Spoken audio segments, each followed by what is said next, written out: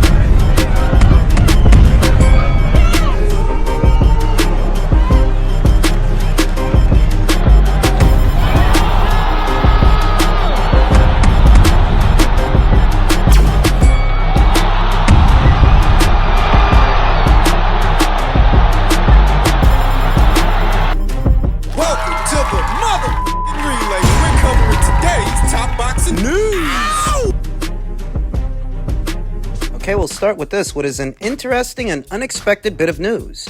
Lee to Queensberry. 28-0 super lightweight contender Brendan Lee has signed with Frank Warren's Queensberry Promotions and will make his debut for the promotion on July 27th, Joe Joyce versus Derek Chisora undercard at London's O2 Arena. Brendan Lee, you may have seen this fighter fighting on Showtime up until recently on PBC shows, and it just so happens that he actually started off last year by signing to the PBC, signing an advisory deal to Al Heyman. He left Cameron Duncan and went with Heyman. Most people were expecting Boots Ennis to do the same thing. That didn't happen. Why not? It was veteran boxing scribe Dake Donovan that said, Brandon Lee signs with Queensberry, Gustavo Lemos signs with Top Rank. Am I the only one who feels like the other way around would have made more sense for their respective markets? And Jake is right. Brandon Lee's based out of America. He's been based out of America, more specifically, California. Gustavo Lemos, an Argentinian,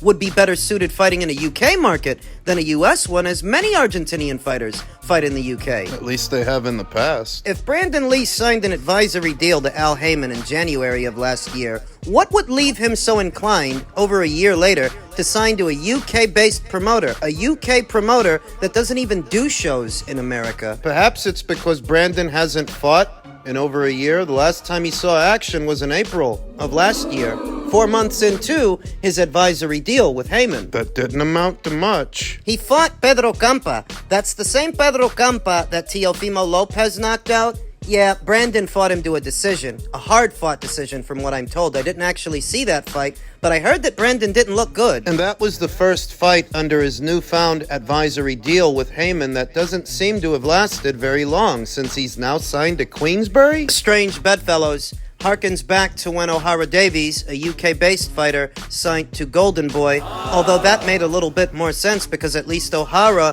was the WBA's mandatory challenger, so there was a reason there to sign him. He had something of some worth, whereas Brandon, going to Queensberry, what the hell are they going to do with him? What is Frank Warren going to do in the UK with a half-Korean, half-Mexican, US-based fighter who resides in California?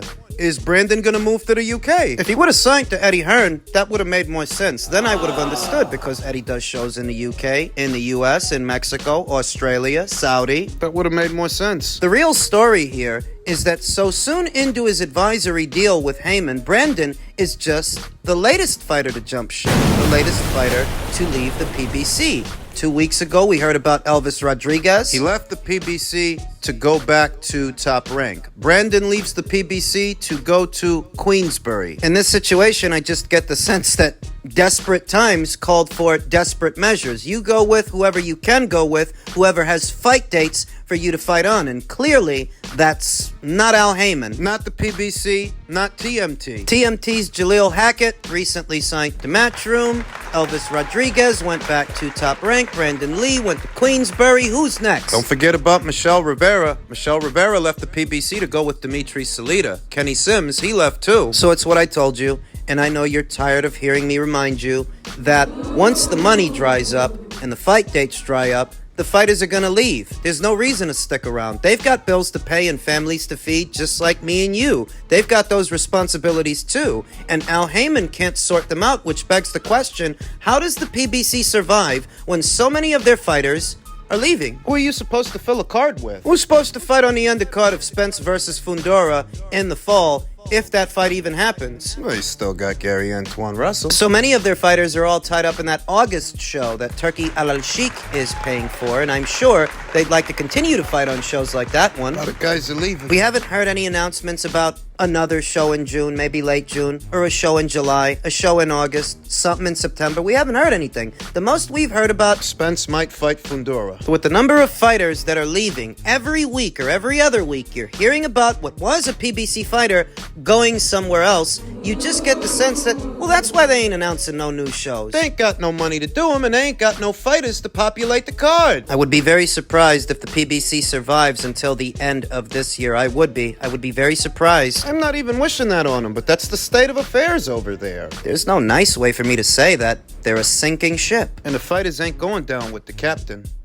Elsewhere in the world of boxing, I'm sure that most of you have heard by now. Per a tweet from Jake Donovan, Ryan Garcia's legal team has released another statement claiming supplement contamination per test results from SMRTL. Contamination reportedly found in NutraBio Supercarb and Body Health Perfect Amino. Press conference next week to further address. Portion of the article reads, the test results from samples of 2 supplements declared by Ryan Garcia on VADA doping control forms signed on April 19th and the 20th have returned positive for asterin contamination. This confirms what we have consistently maintained. Ryan was the victim of supplement contamination and has never intentionally used any banned or performance-enhancing substances. Any claims to the contrary, questioning Ryan's integrity as a clean fighter, are unequivocally false and defamatory. Throughout his career, Ryan has voluntarily submitted to numerous tests, all of which have returned negative results, underscoring his commitment to fair and clean competition. Additionally, multiple negative tests leading up to his fight against Haney further affirm his clean record. You believe this? It doesn't matter what I believe or what you believe. It doesn't matter what you believe. It only matters what you can prove. And if they've proven that this NutraBio something or other is contaminated with asterin, that's all they need. That's all they ever needed. Show and prove. If it's from contaminated supplements, prove it's from a contaminated supplement. And he's done that. Along with his clean hair sample proving contamination rather than intentional digestion, the recent test results reiterate this. A press conference will be held next week to provide more insight and answer questions. More details on the conference will be announced in the coming days. He's in the clear. He is? I think he is. I mean, there's no reason to suspend him now if he has established this. It means several things. What? Well, Ryan was running around saying that it was an inside job and that they set him up. That Bill Haney, Devin Haney, in connection with Victor Conti and VADA, tainted his samples, and that's where the asterin came from. If you're now saying it came from contaminated supplements, well, I guess it didn't come from them. Right? Right. So then, it wasn't this elaborate conspiracy you guys were talking about, was it? No, it wasn't. Are you gonna stop using Hulk memes for Ryan Garcia? No, I'm not. What else does this mean? That they're likely not going to suspend Ryan or turn the outcome of the contest into a no contest. Devin Haney's first recorded loss will remain in his record. And people are going to keep trolling him. More so now than before, now that Ryan has been seemingly vindicated. Has he? Just like that? Just like that. Throughout all of this, what has become painfully apparent is that people didn't care how it looked, and they didn't care how it sounded. They had their minds made up. And even if it meant supporting a guy who might have used a banned substance, they didn't care, so long as they got to keep trolling Devin Haney, which is what they wanted. So now that Ryan's been vindicated, and it's established that asterin came from supplements, they're going to troll Devin even more. And his father. And their fans. And you? I never thought nothing was going to happen. If you've been keeping up with this channel throughout all of this, you'll know that I wasn't expecting the New York State Athletic Commission to do much of anything to Ryan. But at the very worst, if he couldn't clear his name and they gave him a suspension, it likely would have been a 6-month suspension that would have ended right on time for him to come back on the same schedule he was already on before all of this started. Because not a lot happens to a fighter in this country who test positive for a banned substance. They really don't do much. America don't care about pets. And that was at the very worst. At the very best, he proves it came from a supplement, he's cleared, and he's free to resume his career. So who should he fight now? Rematch with Devin? No need. If the banned substance came from a contaminated supplement, that removes all doubts that there were any doubts that there should be a rematch. Now, what's the point? Still could be a lot of money in a rematch. Yeah, there could be a lot of money in a rematch, but Ryan doesn't need one. He doesn't need it, Devin does. Devin's fucked, because when all of that shit hit the fan, he at least had that to fall back on. That the guy that you fought, seemingly, tested positive for a banned substance, he might have been on steroids, and that's the only reason he beat you. Now, you ain't got that crutch to lean on. On top of that, you're at 140, you can't crack an egg, Can't take a punch, can't make a weight safe, you're a sucker for a left hook, and you're coming off a loss that ain't gonna get overturned. What are you gonna do? you're gonna defend your WBC title against Sandor Martin in a stylistic matchup that's tantamount to inhaling chloroform? Devin's fucked. Fucked. No other way to look at it. And Ryan? Well, Ryan never actually made 140 pounds, so I'm going to assume he's going to campaign at 147. The problem is, he's still not that good a boxer. I think Brian Norman would beat him. I think Jaron Ennis would beat him. Maybe Stanionis too. I think his best bet is to fight Mario Barrios. Mario Barrios, who moved up from 140 up to 147. He's a good kid, though not painfully talented, doesn't have the highest ceiling. I think that's a winnable fight for Ryan. If you did that on the West Coast, it would sell out. The Battle of the Jono Sabos. Listas pelos chingasos! They can do it, with the PBC being reduced to a sinking ship, where fighters are jumping ship every week or every other week. Mario Barrios doesn't seem otherwise preoccupied with anything. He could make a nice chunk of change fighting Ryan Garcia if Ryan is willing, and he might be. Tell Golden Boy to make Mario an offer. Ryan's star is sure to be rising now that he has been seemingly vindicated. Even if, underneath it all, you don't really believe it, you still don't really trust him, it doesn't matter. It doesn't matter what you believe. It only matters what you can prove. Or what you can get somebody to co-sign. What you can get somebody to say. This perverse world that we're living in, this digital era where every girl with a halfway decent body is ready to strip down to her undies for a few dollars. Anything is possible. Anything can happen. And so this did. Ryan is in the clear. He's cleared his name. He's free to resume his career. Well, if this is what cleared him, why did so many people get mad at you for suggesting that this is what he has to do? It's a unique blend, a combination of ignorance and latent homosexual tendencies. Guys so attracted to Ryan, they're ready to fight with anybody. Upstairs at junior middleweight, per a tweet from Dan Raphael, Tszyu has been forced to withdraw from his August 3rd fight with Virgil Ortiz Jr. on the Crawford vs. Madrimov megacard being put on by Turkey Al-Sheikh in LA. Doc ruled him out due to terrible cuts suffered versus Fundoria not being fully healed enough for him to fight. I knew this was too good to be true, and when something seems too good to be true, it usually is. Though I didn't expect it would be Tim that withdrew. I expected that it might be Virgil. Why? Because he hasn't actually made 154 yet.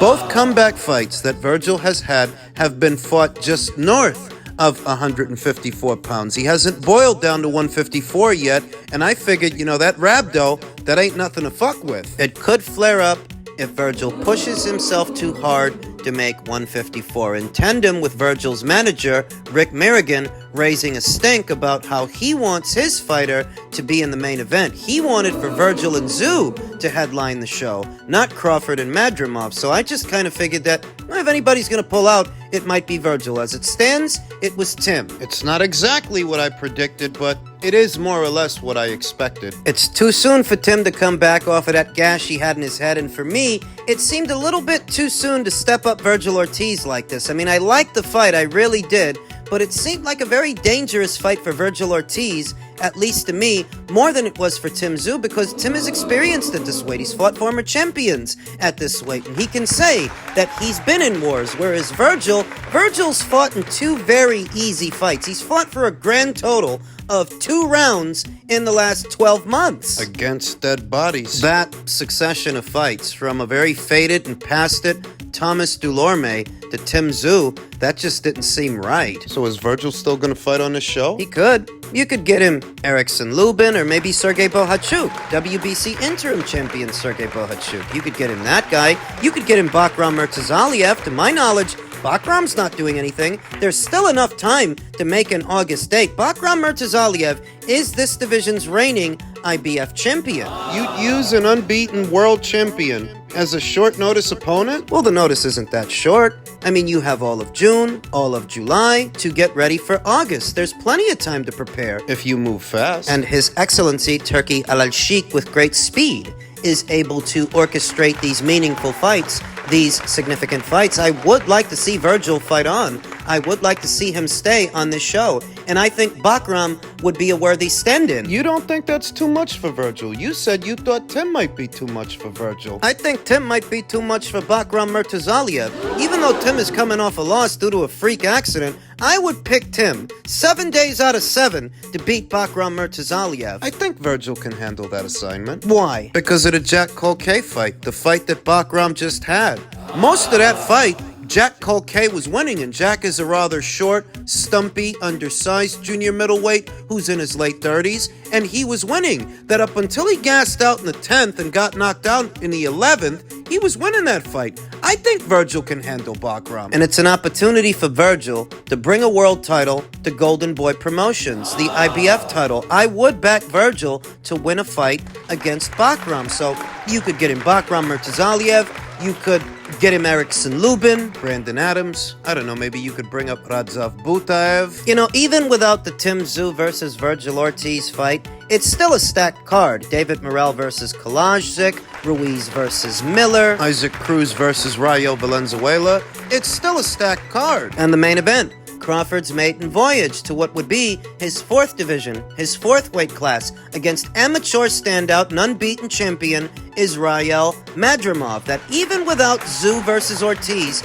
it's still a fantastic show. I just hope that Virgil can still be a part of it, that they can find somebody for him to fight. He has a lot of lost time to make up for. Remember that he sat out all of last year, and even though he's fought 2 times this one, those were very abrupt appearances. He didn't get to bank very many rounds, so a 3rd ring appearance over the summer months is just what the doctor ordered and leaves his schedule open for perhaps a 4th later on in the year. What about Tim? He's gonna have to sit out. He's gonna have to wait. I think there's still enough time left that he could return in the fall or winter months. And you know, if Virgil doesn't fight Bakram, as I suggested, Tim can fight Bakram. He hasn't fully healed. He can't fight in August. Maybe you schedule a fight with Bakram Murtazaliev in the fall or winter months in Australia. Why not? Like I said, I think Tim would be too much for Bakram Murtazaliev. I think Tim would knock him out. You know, you can't do the rematch with Sebastian because Sebastian's just finalized the deal to fight Errol Spence Jr. He's not available. Madrimov's not available. Bakram is. And to my knowledge, he's not otherwise preoccupied. He doesn't have any mandatories to satisfy. To my knowledge, he's not under any orders to do anything. So get while the getting is good, that if you can't fight in August, maybe you can fight in the fall for a world title!